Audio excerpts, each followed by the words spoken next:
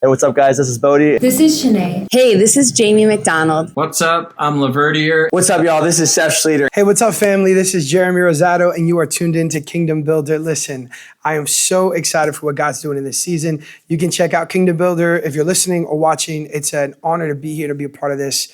Keep checking my family out, and check me out wherever you listen to music.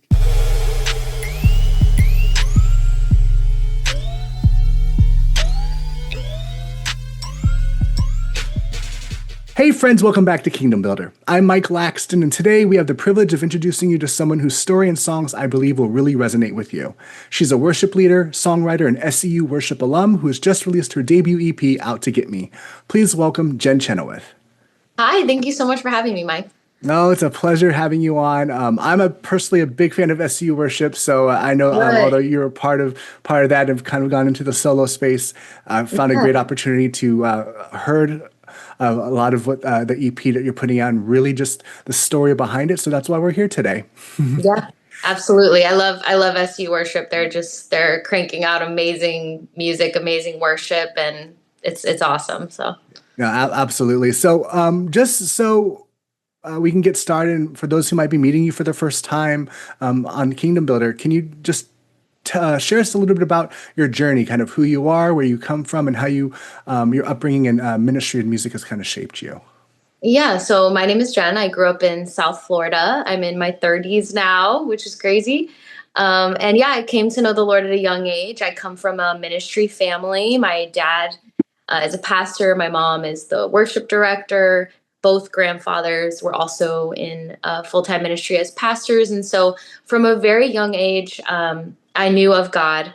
And around 7 years old, I said the prayer, got saved, and really felt like a true experience with God. I had an encounter with him in worship that I knew was real, and it just grew my faith. And then when I was 9 years old, I started leading worship at kids' church. Wow. And I wasn't very good, but I had that little spark of like potential, and I kind of took that as far as I could take it. I was like, I'm going to keep growing. I'm going to keep getting better, keep trusting God with my talent. And, when you're young, you're just full of like hope and promise. And as I got older, started dealing with anxiety and depression, and struggled with that, with my own image. My self-image was a struggle for me. And being a pastor's kid, had a lot of eyes on me. And so grew up kind of in the spotlight in my small context, and was trying to figure out who I was, but still just kept trying to draw close to the Lord because I knew my experience with him was real.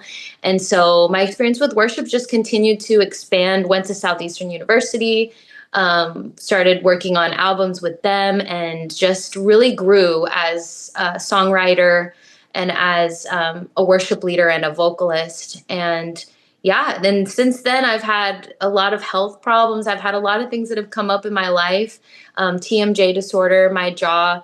I had a major accident, and my jaw wasn't working properly for a couple years. And that broke my heart because I couldn't sing or lead for a little while. And God's brought me through all of that. I still have my days, but this album is a testament to how far God has taken me and how far he can take all of us.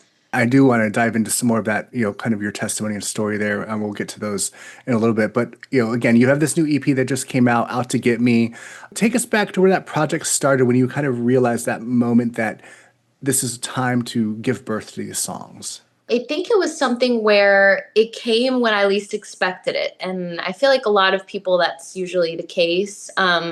Felt like when I finally took my hands off of the dream I had to really use that songwriting muscle and release my own music and worship and Christian music, it felt for a long time like it was never going to happen. And so it was one of those dreams I kind of put on the shelf and was like, well, God, maybe this isn't what you want me to do at this point in my life. And after coming out of major health problems, I was just trying to get back on my feet again. God just really opened a door through friends of me and my husband. We actually met at Southeastern, and my producer, Seth Reddy, he was just getting into producing a couple years ago, I believe, and he's already so awesome at it. And he I told him what was going on with me and how I started writing songs again, all of a sudden, like, I had inspiration again. I was coming home from work and writing for 3 hours when I got home. And after a long, long season of no inspiration, it was dark, it was a difficult time. Now all these songs were coming forward, and I was like, what's going on? So my husband and I spoke with my producer Seth Reddy, and we started writing, and then eventually we started talking about the possibility of an EP. And so it was really God's timing. That's the only thing that I can point to, because it was not even on my radar, and those dreams kind of got taken off the shelf and dusted off again, and it was the right time. I don't think I would have been ready any sooner. Yeah. And I think, trusting in God's timing was as a key part of that. It's not under our timing, it's his, and he's put the pieces together to do that. And Yeah. you mentioned Seth Reddy, and I know his wife is also part of the album too, which we'll get into in a little bit as well. Yes. But let's talk about the album title, Out to Get Me. You think of that, it's like thinking of a horror flick or something very scary, but that's not how you perceived it. You actually kind of explain it a little bit, how it kind of flips that idea on its head. Can you kind of unpack the meaning behind the title? Yeah, absolutely. So Out to Get Me was a title that I think it seemed a little controversial when I first brought it up. When Seth Reddy, my producer, and Nerva and I were talking, I kind of explained my heart and where I was at. And when I was on call with one of the songwriters, we had just written a song that completely encapsulated my heart and what I've been going through after explaining to her my testimony. And I said, I want to call this project Out to Get Me, because I want people to understand, especially those that have grown up with a lot of fear. I grew up in a lot of ways being told, run from sin, run from hell, run from darkness. But I didn't know what I was running to and I didn't know how to live. And so I love the phrase Out to Get Me, because the Lord really spoke to my heart and said, I am out to get you, but just not in the way that you thought. You thought I was out to get you like a taskmaster. I was waiting for you to fail. I was waiting for you to mess up. I was waiting to catch you doing something wrong.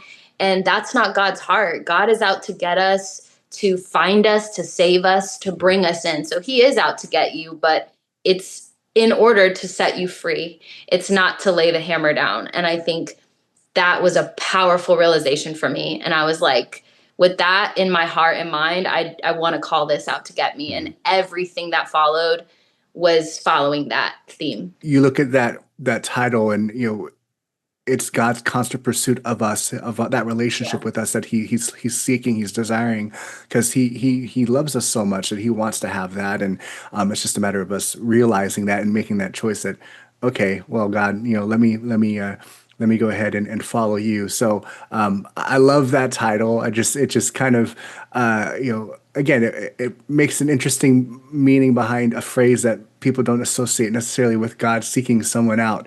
But I love how you did that. So for those who maybe not have pressed play yet, how would you describe, because again, you come from a worship background as well, how would you describe the sound of the record? Who would you compare it to musically, or how do you see it fitting in today's Christian music and worship space?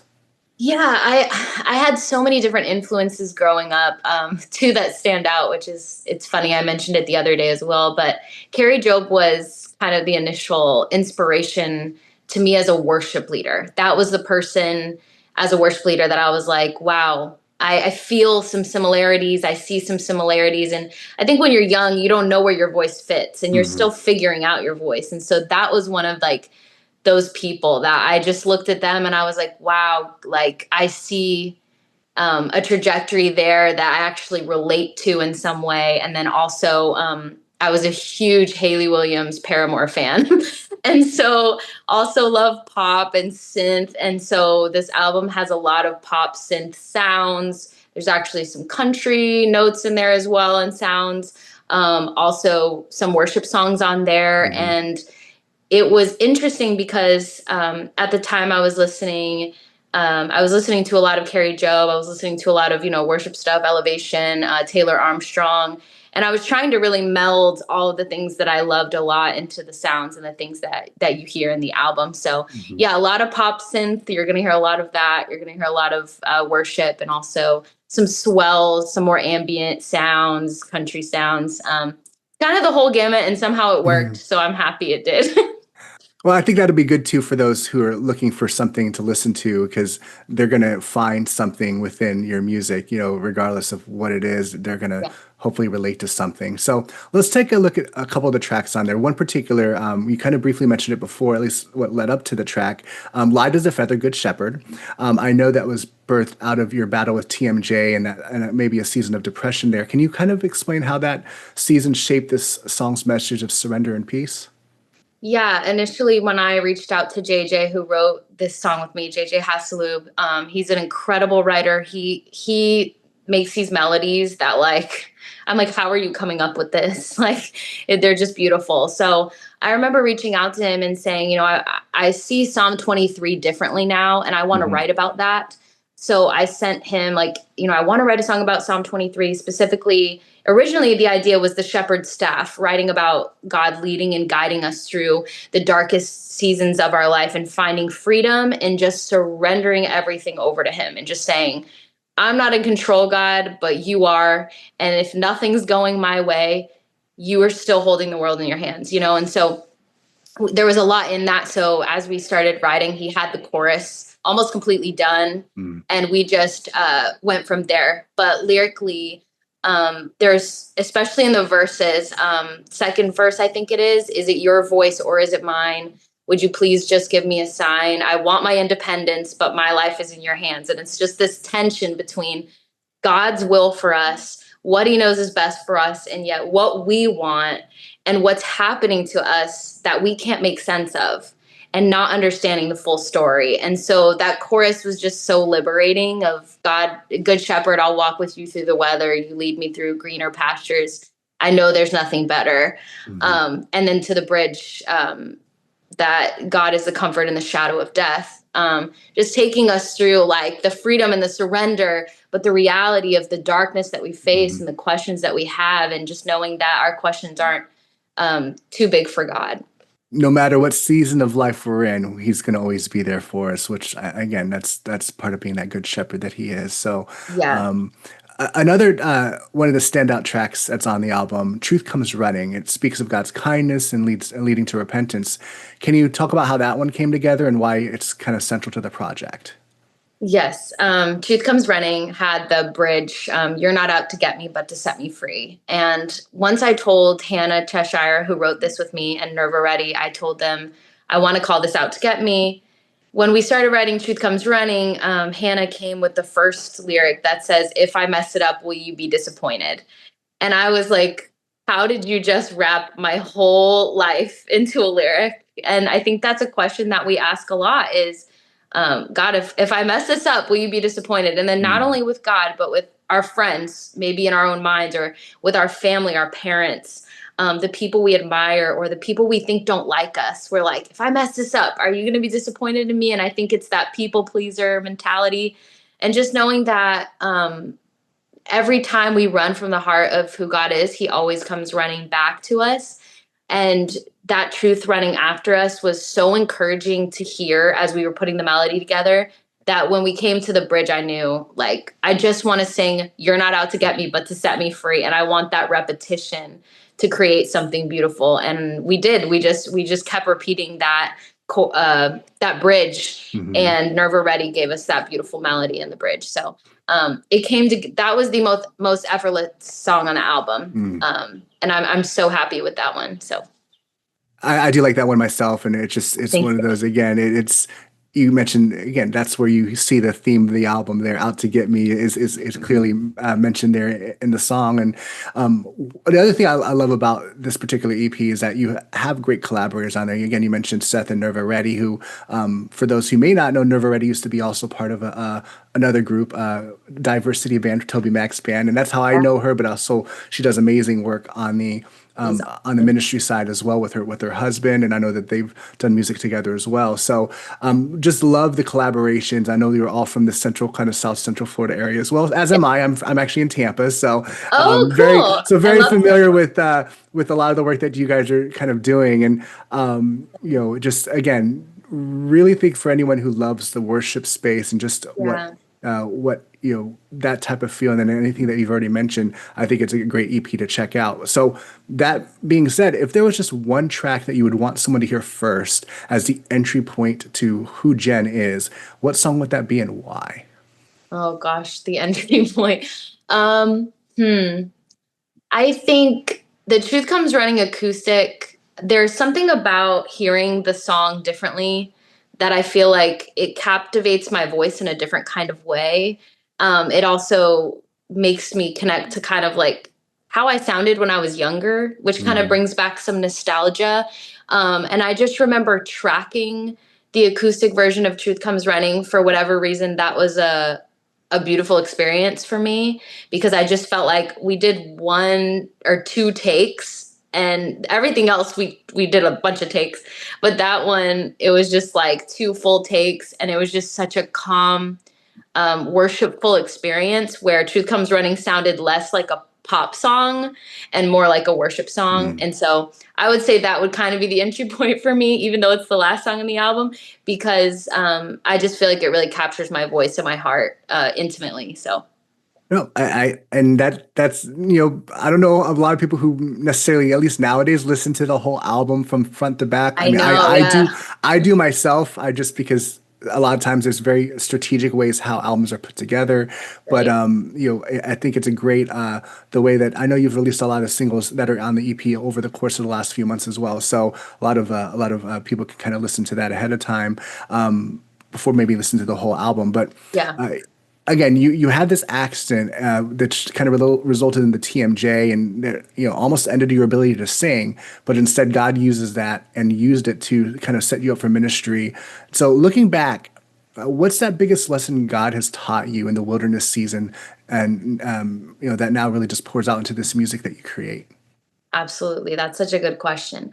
I think the biggest lesson I learned through this experience is that if your ability, your talent, that thing that you feel gives you value that you have to offer, if that thing is taken from you, you still have so much value as a child of God. So I had to, in my 30s, it's not like I learned it when I was 18. I can be honest and say that I relied on my talent and ability and what God could do through me, or the anointing and all of those things. I started to put all my worth and value in that and what I was doing. And I think the biggest lesson I've learned is that knowing yourself as a child of God is the most important thing that you can know about yourself, because it's so important the way we think about God and the way we think about ourselves. I think the most important thing is how we think about God. That's our lens is either distorted or clear or confused based on how we look at God. So it's important how we look at him and how we look at ourselves. So the biggest lesson is just, it's not about what you do. What you do matters, and we need to glorify God with what we do, but who you are matters more than what you do. So you could do all these amazing things, but if your heart is, scarred and broken and shattered, and you're acting out of insecurity or trying to fulfill something that isn't for God's glory, I think those are the things we need to look closer at, because ability and talent can't take you very far if you don't have the character that you need to sustain it. If we don't realize that we're that child of God that is meant to do so many good things, we can't do those good things. So, it's a big part of that. Yeah. So, going to get to a little bit of a lighter note question there. Yeah. When you're not writing or leading worship, what is something fun that Jenn Chenoweth is probably doing that fans might not actually guess? Ooh, something fun. Okay, I mean, I'm a foodie, like a major coffee food person. So my husband and I are always looking for like a new restaurant, a new coffee shop. There's days I've gone to like 4 coffee shops in one day, just trying different stuff, reading my book. I like to read. I'm in a season where I'm reading again, really loving that. And I'm also just like, TV show junkie. Like I can binge watch my favorite shows, and that's comfort for me. And just writing my thoughts, journaling. Those are things that I think are a lot of fun. And I think I need to get out more, because I'm very much a home. All those things are very homebody of me, but So one of the beautiful things about Kingdom Builder and today's Christian Entertainment, which is our web platform, is that we don't just cover music. We do music drives a lot of what we do, but we also cover other forms of entertainment, whether it's books, TV, films, and things like that. You mentioned liking to read and mentioned some TV shows. Do you mind sharing what's kind of been on your plate lately? Yes. Oh my gosh, I have to try to get my mind where all of that is. I've been reading some John Mark Comer books, been loving that. I'm trying to remember the other one that I just started. I'm sorry, I'm blanking. I have a few that I've been starting to read. Put you on the spot there a little bit. Yeah, no, that's okay. That's okay. Been going back and watching Lord of the Rings, finding a lot of inspiration in Lord of the Rings. Yep. Oh, I mean, Tolkien was a believer, so definitely there's a lot of inspiration there for sure. Yeah, absolutely. I've been watching a show called Love on the Spectrum, and I really love that. Just seeing people that have disabilities just thriving and finding love. I'm so soft at heart, so I'll watch that show and I'll just cry, and it makes me so happy. So yeah, those are the things that come top of mind right now, but I know there's more and I'm going to kick myself later. So no, that's okay. I appreciate you sharing it. It's definitely, especially Lord of the Rings. I know I'm sure a lot of our fans out there are very familiar with that. A lot of people don't realize that Tolkien was a believer, good friends with C.S. Lewis, and just there's a lot of inspiration that, he draws from biblical stories that actually are put into that. So kind of goes hand in hand to what you're doing, creating too. So one last question before we wrap up. For someone who's watching or listening right now, who's struggling with the weight of life, because you've been through a lot as well, maybe anxiety, depression, or even just, chronic pain like you've experienced, what encouragement would you want to leave them with today? Yeah, I think I've been there in like the darkest places of life. You think like, I'm never going to get out of this season. How am I ever going to find my way out of this? And I think one of the best things that you can do is adjust your perspective. Take a look at how you've been looking and thinking about God. Take a look at how you've been thinking about yourself and start to change the narrative, change what you're reading, change what you're watching. It's really that intake that we're taking it every day. Every morning I've been watching, and this is one thing that came to mind here. John Ortberg has a series called Become New on YouTube, and those little devotionals for every day, they're so packed with wisdom.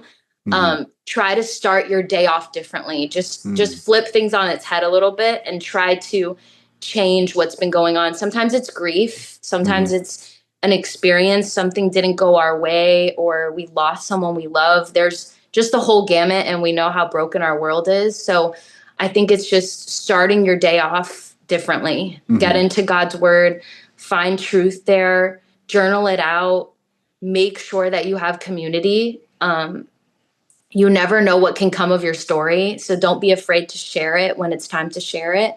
And yeah, just get around people that love you and care about you, and don't hide yourself away. I really did that for a couple months. I just wanted to shut everyone out, and my friends came knocking on the door. It was that bad. And so just make sure that you don't give up on God. You don't give up on yourself.